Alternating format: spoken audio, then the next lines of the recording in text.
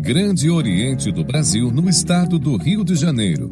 Instituto Conselheiro Macedo Soares. Fraternidade Feminina Cruzeiro do Sul, Rio de Janeiro. O Instituto Conselheiro Macedo Soares, abrigo maçônico fundado em 18 de agosto de 1938 por 15 lojas maçônicas, hoje situado à rua Aquidaban 540, Lins de Vasconcelos, Rio de Janeiro. Convém destacar a figura do irmão José Claro, que nos alcandores de seus sonhos disse no momento de fundação do Instituto: se assentava um marco de proteção à criança desvalida. O Instituto inicialmente funcionava no regime internato. Com as mudanças das leis vigentes, passou ao regime de creche. A denominação do Instituto teve como inspiração o nome do grande conselheiro Antônio Joaquim de Macedo Soares, cuja vida, tanto no plano espiritual como no material, se resumiu numa sequência de atitudes e sentimentos alvos e puros e tão alvos como os símbolos do arminho de sua toga. Hoje o Instituto atende 60 meninas entre 4 e 10 anos de idade, moradoras do Complexo do Lins, que é formado por 13 comunidades. O objetivo é uma tentativa de tirá-las da triste realidade em que vivem, violência, drogas, etc. Tudo visando potencializar e promover a inclusão social através da educação, da cultura, da arte, da moral e cívica, destacando e valorizando o sentimento humanitário e comunitário. O Instituto é mantido pelo corpo associativo de maçons por pessoas e instituições que têm o amor ao próximo e não conta com quaisquer contribuições governamentais, municipais, estaduais ou federais. As meninas orientadas por profissionais capacitados têm aulas de teatro, música, ecologia e atividades de lazer. Sob o aspecto médico, o Instituto proporciona assistência médica pediátrica, odontológica, fonoaudiologia e psicologia estendida a familiares. No ano de 2020, o Instituto foi surpreendido positivamente pela iniciativa do governo da Nova Zelândia, o qual doou quantia suficiente para a modernização de banheiros sociais, do salão principal, reforma da quadra esportiva e da cozinha da escola. Com relação às atividades culturais, salientamos que, nesse período pandêmico, foram realizadas 3 lives, com enorme sucesso e que contribuíram efetivamente para a manutenção do Instituto, sem contar o convênio assinado entre o Instituto Brasileiro de Música e Educação, o Grande Oriente do Brasil no estado do Rio de Janeiro e o Instituto Conselheiro Macedo Soares, visando a formação musical dessas meninas, bem como extensivo a mais 40 jovens dessas comunidades, buscando a formação da Orquestra Sinfônica Jovem Carioca do Lins. Cabe esclarecer que esse projeto nasceu estimulado e provocado pela Fraternidade Feminina Cruzeiro do Sul, Rio de Janeiro, que permaneceu com aulas de violino e cordas com tremendo sucesso. Esperamos que, com a visibilidade hoje provocada pelo GOB Rio de Janeiro, o nosso Instituto com certeza avançará nos seus objetivos, principalmente crescendo no atendimento a um novo limite de 100 meninas. Destacamos que o Instituto Conselheiro Macedo Soares hoje é presidido pelo dedicado irmão José Sanches Varela.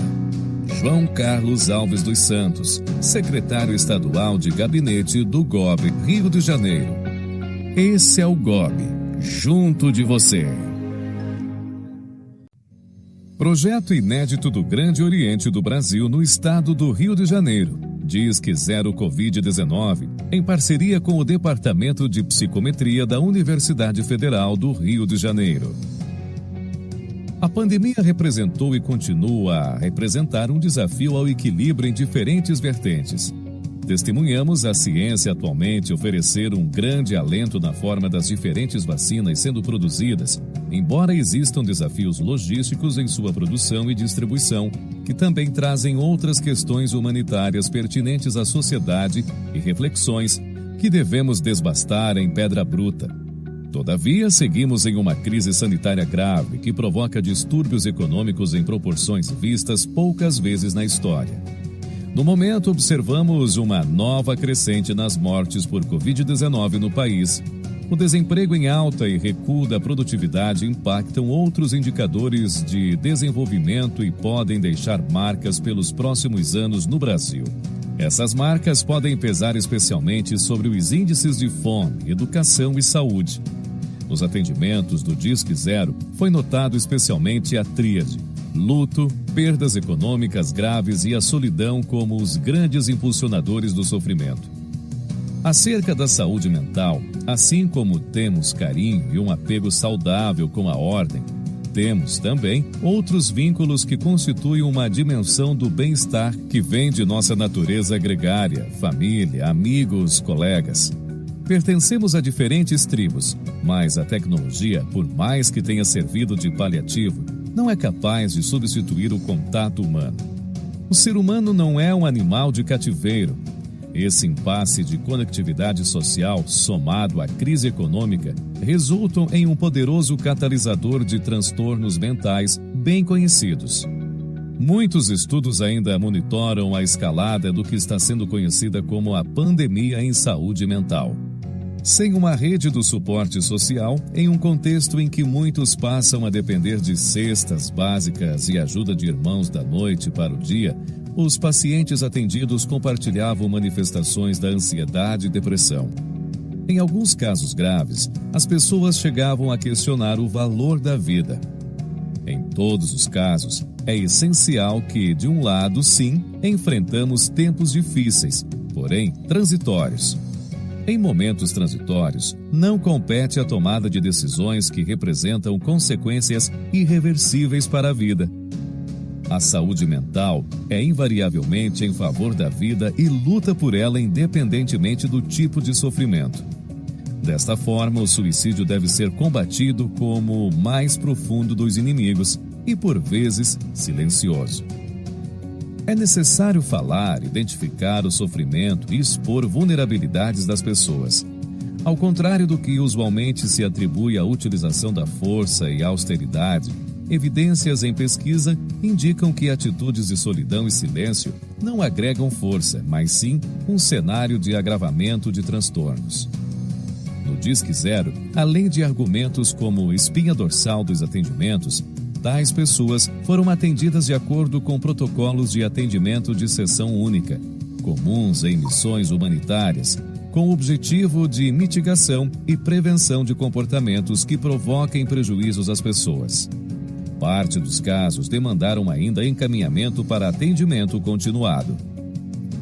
Vale frisar que os serviços fornecidos não assumiram qualquer orientação de caráter religioso ou de uma agenda moral, conforme o exigido pelo Código de Ética Profissional e as resoluções emitidas pelo Conselho Federal de Psicologia, contemplando o sofrimento dentro de uma dimensão técnica, humana e universalista. Apesar de não configurar atendimento psicológico e não substituir o mesmo, o serviço de suporte emocional contou em sua totalidade com psicólogos e pesquisadores treinados. Esse é o Grande Oriente do Brasil, no estado do Rio de Janeiro. Atividades filantrópicas da Fraternidade Feminina Cruzeiro do Sul do Rio de Janeiro. As fraternidades femininas do Rio de Janeiro participaram do projeto Morro da Mangueira, onde alguns jovens da comunidade foram apadrinhados e realizados cortes de cabelo gratuitos para esses jovens. A Frafem do Rio de Janeiro, juntamente com a Frafem Amor ao Trabalho, realizaram a doação de 92 quilos e 500 gramas de proteínas para o Asilo São Mateus, em Guadalupe, onde foram beneficiados 80 idosos. Este trabalho é feito mensalmente pelas fraternidades. Também beneficiou o Lar Maria de Lourdes com materiais de higiene. Esta entidade atende crianças e jovens com paralisia cerebral. Ainda foi realizada a campanha do Natal Solidário em favor do Lar Maria de Lourdes, onde foi arrecadado uma quantia para a aquisição de roupas e jogos de lençóis, para doação às crianças com microcefalia. A Frafem Damas da Regente realizou uma campanha de doação de 5 toneladas de macarrão para as comunidades carentes, igrejas e asilos, como outro trabalho filantrópico de doação de materiais de higiene para diversas instituições e alimentação para moradores de rua. A Frafem Joias de Jade atuou na doação de cestas básicas, roupas e melhorias em lares de extrema precariedade, pertencentes a moradores da região. A Frafem Luz e Brio promoveu a entrega de cestas básicas para comunidades carentes. A Frafem Obreiras de Macaé realizou doações de roupas e brinquedos para a instituição Pós-Cris Podemos Ser Crianças Saudáveis, na comunidade das Malvinas, que atende 100 crianças. Também foi distribuído 200 kits de materiais de higiene e alimentos, bem como roupas e cobertores a moradores em situação de rua. Também realizou um lindo trabalho com distribuição de cestas básicas aos assistidos do ambulatório O Mestre. A Frafem Romãs atuou em diversas campanhas de doações, tais como doação de cestas básicas e cobertores para o projeto Lar Pedacinho do Céu, que acolhe a população de rua, cestas básicas para moradores do Parque Mambucaba e também doação de kit escolar para a PAI do Parque Mambucaba. A mesma Frafem confeccionou ainda toucas e cachecóis para a campanha do agasalho. Fizeram também doação de cobertores para o Centro Espírita Bezerra de Menezes e doações de fraldas para recém-nascidos, além de doação de kit escolar para a Casa Espírita. A Frafem Acácia Amarela realizou trabalho social em um sítio em conjunto com a IESA, Igreja Evangélica Semeando o Ágape, em homenagem ao Dia das Crianças. A Frafem Amor ao Trabalho promoveu a doação de 72 cestas básicas e 30 pacotes de leite para as comunidades carentes. Outro trabalho produzido por esta fraternidade foi a distribuição de cestas básicas nas comunidades Pavão, Pavãozinho e Babilônia. A Frafem Flor de Lis promoveu a doação de lãs para a confecção de perucas para a Casa da Amizade Rotary Club DC Rio de Janeiro, tendo-se beneficiadas as crianças portadoras de câncer. A Casa Abrigo Betel foi contemplada com fraldas geriátricas, açúcar e feijão. A Frafem Paranapuã entregou leite no Hospital Loreto, num trabalho coordenado pela cunhada Yara.